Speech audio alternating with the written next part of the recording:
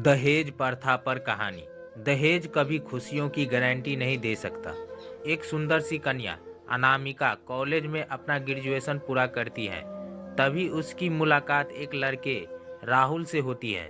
राहुल भी बहुत स्मार्ट और माता पिता का आज्ञाकारी बेटा है। दोनों एक दूसरे को पसंद करने लगते हैं। अनामिका ब्राह्मण है और राहुल राजपूत। राहुल के समाज में दहेज बहुत जरूरी है, जो कि नगद में होता है। इसके अलावा कई तरह के गिफ्ट्स और गहने की भी मांग की जाती है। राहुल ने अनामिका को यह स्थिति स्पष्ट की और कहा, घर वालों को मनाओ, अगर तुम सभी मांगे पूरी करवाती हो तो मेरे माता पिता तुम्हें पलकों पर रखेंगे। अनामिका ने अपने माता पिता से यह बात कही। अनामिका के माता पिता को यह बात पसंद नहीं थी, पर अनामिका की जिद थी कि अगर मुझे दहेज देंगे तो मेरी इज्जत बढ़ेगी। अनामिका के माता पिता सक्षम भी थे कि बिना मांगे भी अनामिका को बहुत कुछ दे सकते थे, पर उन्हें इस तरह दहेज की मांग करने वाला लोग पसंद नहीं आ रहे थे।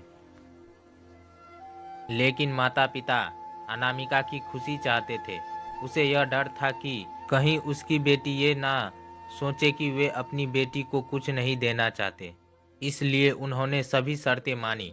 शादी में राहुल को कार, फ्लैट, फर्नीचर के साथ 50 लाख नगद दिए गए। साथ ही अनामिका को गहने भी दिए गए और सभी रिश्तेदारों को गिफ्ट्स और कपड़े भी दिए। शादी बहुत धूमधाम से की गई, कोई कमी नहीं छोड़ी गई। अनामिका को मन ही मन यह गुमान था कि कास्ट अलग होने के बावजूद भी मेरे माता पिता शादी के लिए राजी हो गए। अनामिका को विश्वास था कि उसे बेटी बनाकर रखा जाएगा, उसे वही प्यार दिया जाएगा जो उसके माता पिता ने दिया, क्योंकि उसने अपने ससुराल का मान रखा। अनामिका ने अपने घर से ससुराल विदा ली। ब्राह्मण कन्या राजपूत घर की बहू बनी। ससुराल में बहुत ज्यादा पर्दा प्रथा थी। बहू को मनचाहा खाने तक की स्वतंत्रता नहीं थी। कितनी भी भूख क्यों ना हो, घर की बहू सबके खाने के बाद ही खाएगी। यहाँ तक कि उसे घर के पुरुषों के सामने बैठने तक की इजाजत नहीं थी। अनामिका ने इस बात पर ऐतराज दिखाया, पर उसकी किसी ने ना सुनी। राहुल ने भी यह बोलकर मुंह फेर लिया कि यह तो परंपरा है। अनामिका को जो गुमान था वो धरा का धरा रह गया। उसे अपने माता पिता की बात याद आई। जब उन्होंने समझाया था तो वह उनसे बहुत लड़ी थी। उसने ससुराल में बात करने का फैसला किया। अनामिका ने अपने सास ससुर और पति से बात की, लेकिन उन्होंने नहीं सुनी और उसे बहुत बेरहमी से पीटा गया। अनामिका ने कभी ऐसा व्यवहार नहीं किया था। उसे जिस लाए हुए दहेज पर घमंड था वो चूर चूर हो गया। अनामिका को माता पिता से बात करने में भी शर्म महसूस हो रही थी और इसी कश्मकश में एक दिन अनामिका ने अपने आप को खत्म कर दिया।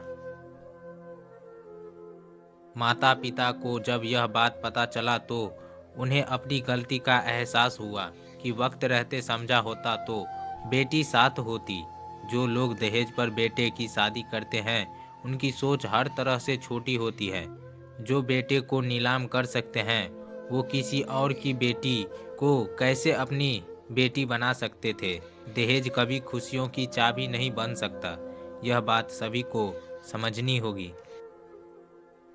इस दहेज प्रथा की कहानी में आपने सुना होगा कि माता पिता ही नहीं, लड़की की सोच भी दहेज को सपोर्ट कर रही थी। कई बार लड़कियों को दहेज का गुमान हो जाता है, पर जो लोग लोभी होते हैं वो कभी अच्छे नहीं हो सकते। यह बात सबको समझने की ज़रूरत है। कहानियाँ जीवन में बहुत मायने रखता है। कई बार बड़ी से बड़ी डिग्री भी ज्ञान नहीं देती और एक छोटी सी कहानी जीवन बदल देती है। शिक्षाप्रद कहानी को आधार बनाकर अपने बच्चे को जीवन का सच्चा ज्ञान दें।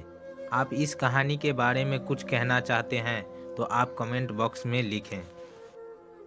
दोस्तों और भी बहुत सारी हिंदी नैतिक कहानी, नैतिक शिक्षा की कहानी, मोटिवेशनल कहानी, अच्छी अच्छी कहानी और प्रेरणादायक कहानी सुनने के लिए हमारे चैनल कहानी सुनो जी को सब्सक्राइब जरूर करें।